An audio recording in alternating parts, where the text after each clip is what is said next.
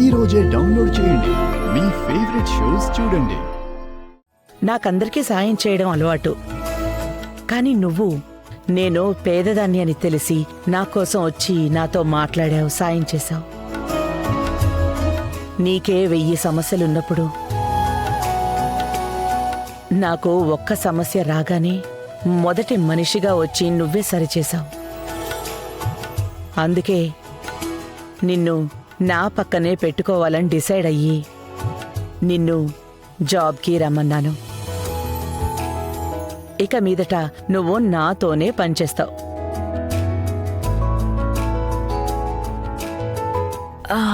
Sorry, మీ ప్రేమకు చాలా thanks madam. కానీ మీరు నా మీద జాలిపడి నాకు ఉద్యోగం ఇవ్వకండి. అది నాకు అవమానంగా ఉంది.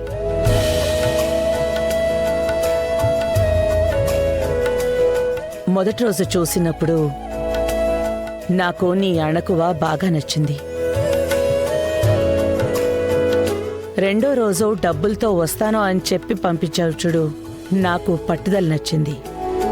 కుటుంబం కోసం ఒక ఉద్యోగం చెయ్యాల్సిన పరిస్థితి వచ్చినప్పుడు కూడా నీకంటే ఎక్కువ అవసరం ఉన్నా ఇంకొక అమ్మాయి కోసం ఉద్యోగాన్ని త్యాగం చేసిన ఆ న్యాయం నచ్చింది. అమ్ముడు పోదు అని అనుకునే వదిలేసిన ఇడ్లీల్ని ఒక్క గంటలోపే అమ్మి చూపించావు. అక్కడ నీ సామర్థ్యం నచ్చింది. ఆ పనికి నువ్వు పూర్తిగా తగినదానివే బంగారి. చెప్పాలి అంటే ఈ పనిని నీ అంతగా అంత బాగా ఇంకెవ్వరూ కూడా చేయగలరు అని నాకనిపించటం లేదు. ఇడ్లీ అమ్మే మేడం, అది బంగారి, అందరికీ నేను ఝాన్సీ మేడం, ఝాన్సీ అమ్మ. కానీ నువ్వు మాత్రమే నన్ను ఇడ్లీ అమ్మే అమ్మగా చూసావు. నీకున్న ఆ గుణమే నాకు బాగా నచ్చింది. ఈ పని నాతోనే ఉండే పని. నాకు నువ్వు సెక్రటరీ పోస్ట్, నా ఆఫీస్, ఇల్లు అంటూ నాకు సంబంధించిన అన్ని బాధ్యతల్ని ఇక మీదట నాతో ఉండి నువ్వే చూసుకోవాలి. ఏంటి బంగారి, ఓకే కదా? నువ్వు కుదరదు అంటే మళ్ళీ ఈ ఇడ్లీ అమ్మ దిగులుగా రోడ్డు మీద ఇడ్లీలు అమ్ముకోవడానికి వెళ్ళాలి. అదే వద్దు, నేనొస్తాను. అబ్బా, నువ్వు ఒప్పుకుంటావో ఒప్పుకోవనని చాలా కంగారు పడ్డాను. Thank God. ఇక మీదట నన్ను ఝాన్సీ అమ్మ అని పిలు. అలాగే ఝాన్సీ అమ్మా. మణి అమ్మా, వస్తున్నానమ్మా. ఈమె పేరు మణెమ్మ. తను నాతో చాలా ఏళ్లుగా ఉంది. నా సుఖాన్ని, దుఃఖాన్ని, కష్టం, ఎదుగుదల ఇలా అన్నింటినీ చూసింది. అందరికీ నేనన్నం పెడితే నాకు అన్నం పెట్టేది ఈవిడే. మణి, నేనందర్నీ రమ్మని చెప్పానని చెప్పు. సరేనమ్మా. సరే, ఏం తింటావు చెప్పు. అదే వద్దమ్మా. లేదు, నువ్వు తిని తీరాల్సిందే. అత్తయ్య, బంగారి, తను నా కోడలు మీనా. నమస్కారం అండి. ఈయన మీనా వాళ్ళ అన్నయ్య గణేష్. తను ఆయన భార్య అమృత. నమస్కారం.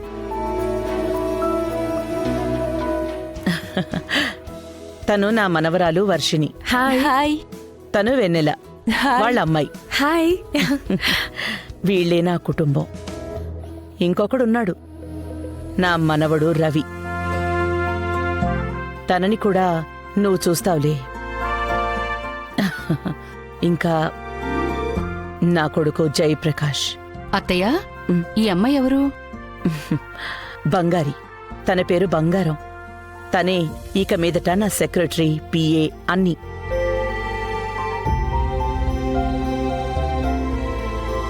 బంగారి, ఆఫీస్ బాధ్యతలు మాత్రమే కాదు, ఇల్లు కూడా ఇక మీదట నీ కంట్రోల్లోనే ఉంటుంది.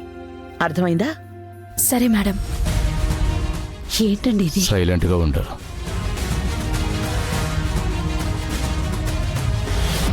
బంగారి ఇక మీదట ఇంటి బాధ్యత, ఆఫీస్ బాధ్యత అన్నీ చూసుకుంటుంది.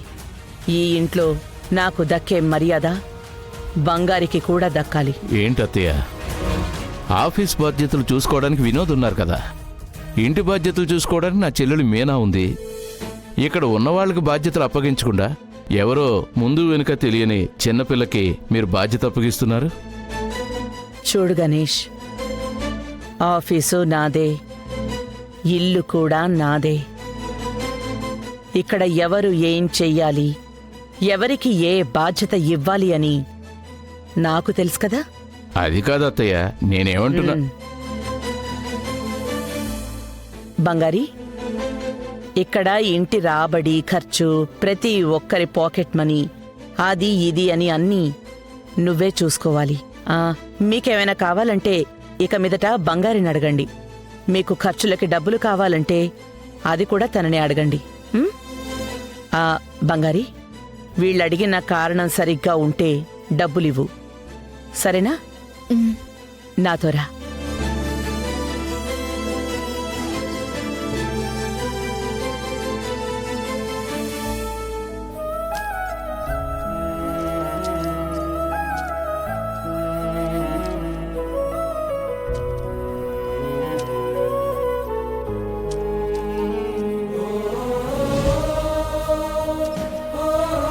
తను నా ఒక్కగానొక్క కొడుకు. 22 సంవత్సరాలుగా కోమాలో ఉన్నాడు. ఆఫీస్ కాకుండా నీకు ఇంట్లో ఎక్కువ బాధ్యతలున్నాయి. వీళ్ళందరి గురించి నీకు పోను పోను అర్థం అవుతుంది. మేడం, ఇంటి బాధ్యత అది ఇది అని ఏంటి మేడం ఇదంతా?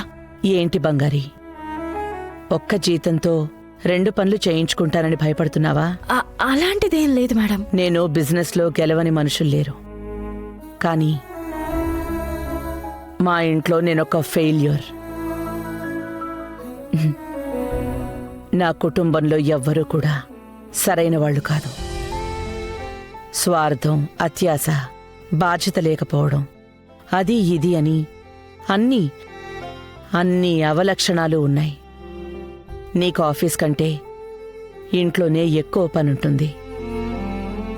నా భారాన్ని నీ మీద పెడుతున్నాననుకోకు. బంగారి, కుటుంబం గురించి ఆ రోజు నువ్వు చెప్పావు కదా, నీ వల్లే ఈ కుటుంబం బాగుపడుతుంది. చేస్తావా? తప్పకుండా సరిచేస్తాను మేడం. చాలా థ్యాంక్స్ బంగారి.